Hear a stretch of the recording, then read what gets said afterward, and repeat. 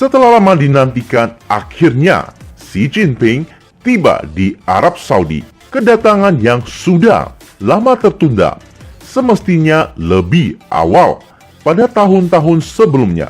Namun Xi memilih tinggal di Cina sebagai upaya pembatasan aktivitas oleh sebab pandemi.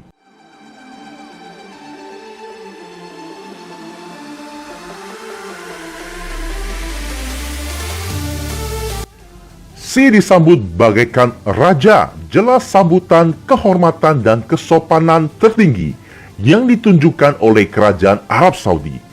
Setelah pesawat Xi Jinping memasuki wilayah Arab Saudi, 4 jet tempur diterbangkan untuk melakukan pengawalan. Setelah itu, 6 pesawat pengawalan protokoler Saudi Eagle menuntun pendaratan pesawat kepresidenan Cina. Ketika Xi turun dari pesawat, disambut 21 tembakan dan 6 pesawat pengawal mengeluarkan asap merah dan kuning sebagai sambutan kehormatan. Perlakuan Arab Saudi ketika menyambut Xi Jinping dan Biden berbeda. Hal tersebut menjadi tanda-tanda kemana negara Arab akan berlabuh.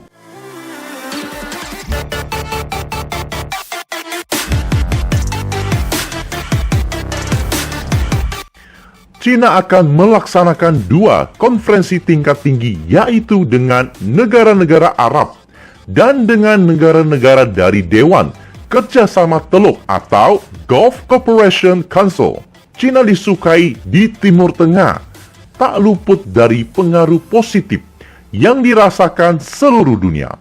Jumpa kembali Sobat All About China. Negara-negara Arab kini berkubu ke China.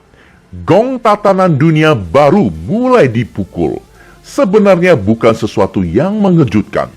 Negara Timur Tengah paling merasakan tindakan semena-mena Amerika. Tak ada kedamaian, tak ada keadilan, tak ada saling menghargai.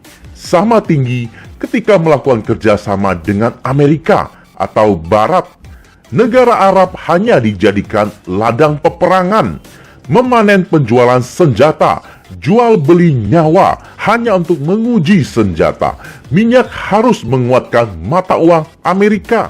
Apabila tidak taat, maka gempuran, perpecahan, dan peperangan adalah hukumannya. Negara Arab dan Timur Tengah jauh dari kedamaian. Oleh sebab itu mereka paling paham kini harus memulai dari mana. Hubungan Cina dan Arab maupun Persia sudah terjalin sejak awal hingga pertengahan Masehi, jauh sebelum Amerika dilahirkan. Jadi apabila terulang kembali, maka perjalanan warisan. Cina membawa pembangunan untuk membantu negara-negara Arab yang selama ini terjebak dalam peperangan, perang saudara, pertikaian, medan pertempuran. Arab Saudi dan negara Teluk memiliki visi di tahun mendatang atau 2030 akan melakukan reformasi ekonomi yang kini masih tergantung kepada minyak. Transformasi dari negara tradisional yang bergantung pada energi menjadi negara modern dengan ekonomi yang terdiversifikasi. Negara Arab semakin cerdas melihat arah masa depan. Kepercayaan dan pengaruh Amerika sudah memudar. Bagaimana Amerika menjalankan politik luar negeri yang kasar, memaksa, mengintervensi, tidak berlandaskan pada saling menghargai, sama tinggi, menjalankan permainan proksi dan sebagainya. Apa yang ditabur itulah yang dituai. Kini satu demi satu negara, satu demi satu benua mulai menghindari Amerika. Bahkan ada yang mengatakan mencintai Amerika sama dengan mencintai peperangan.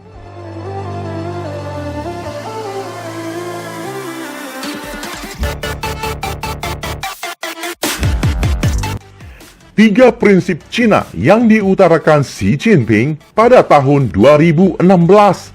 Pertama, Cina tidak akan mencari proksi di Timur Tengah. Kedua, Cina tidak mencari lingkup pengaruh apapun di sana. Dan tiga, tidak berusaha mengisi kekosongan. Artinya Cina tidak ingin mencampuri urusan internal Timur Tengah. ataupun menggantikan posisi Amerika di sana. Mereka melakukan demikian murni untuk berdagang, membangun kawasan atas asas saling menghargai, sama tinggi dan saling menguntungkan. Langkah berani negara Arab yang dimulai dari Arab Saudi, berani memutuskan hal terbaik bagi rakyat, kepentingan negara. Sekalipun Amerika terus mengeluarkan ancaman, seperti baru ini Amerika mengancam Uni Emirat Arab ketika tetap membiarkan jaringan 5G Huawei. Bahkan Uni Emirat Arab rela kehilangan F-35 dari intervensi Amerika terhadap kebijakan mereka. Demikian Arab Saudi yang tidak mengindahkan permintaan Biden terancam disanksi, ditinjau kembali status sekutu. Jelas dunia tidak dapat menerima praktek-praktek intimidasi yang dibangun dari sanksi, ancaman, intervensi, dan pemaksaan. Cina menjadi pilihan yang tepat untuk membangun negara di Timur Tengah. Cina kebanjiran kerjasama. Dari Arab Saudi saja setidaknya 30 kerjasama aneka bidang yang bernilai tidak kurang dari 400 triliun rupiah. Kerjasama di bidang energi bersih, migas, teknologi tinggi seperti komunikasi jaringan 5G, kemudian satelit navigasi Beidou, keuangan, penggunaan mata uang masing-masing untuk transaksi. Bahkan Arab Saudi sedang mempertimbangkan petro-yuan, otomotif, pendidikan, pariwisata, industri manufaktur, dan sebagainya. Demikian kerjasama strategis antara China dan Gulf Cooperational Council, antara lain meliputi investasi, energi, perdagangan, penelitian ilmiah, pendidikan, kesehatan, lingkungan, dan sebagainya.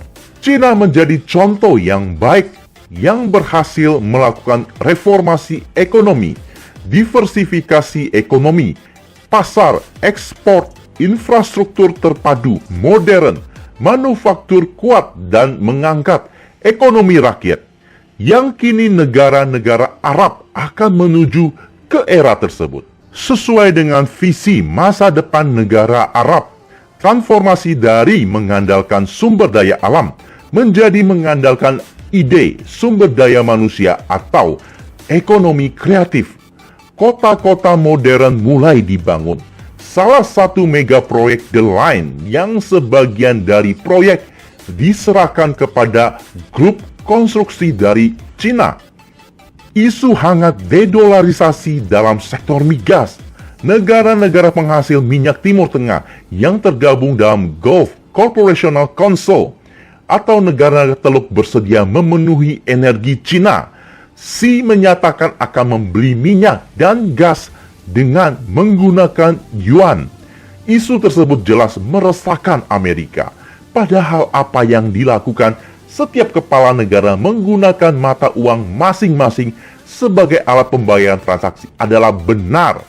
Yang menjadi hal yang tidak tepat justru, lantas kenapa harus memakai mata uang negara C? Padahal transaksi antara A dan B. Cina terus menikmati perannya ketika Amerika justru terpojok dengan peran yang dimainkan. Permainan yang ketinggalan zaman, menjalankan geopolitik hard power. Justru kini semua negara mulai menjauhi praktek demikian. Amerika Latin sudah mulai, Afrika demikian. Kini negara Timur Tengah, kemudian Pasifik. Maka dunia menyongsong era tatanan baru, tatanan yang berdasarkan asas sama tinggi, saling menghargai, tidak mencampuri internal negara lain, saling menjaga keamanan dan perdamaian dunia. Yang jelas tidak akan ada yang berlagak menjadi polisi dunia, menakut-nakuti dunia dengan kekuatan persenjataan, menciptakan kekacauan di dunia untuk mengeruk keuntungan persenjataan dan geopolitik. Terima kasih sobat sudah meramaikan channel ini. Jumpa di topik selanjutnya. Salam all about China.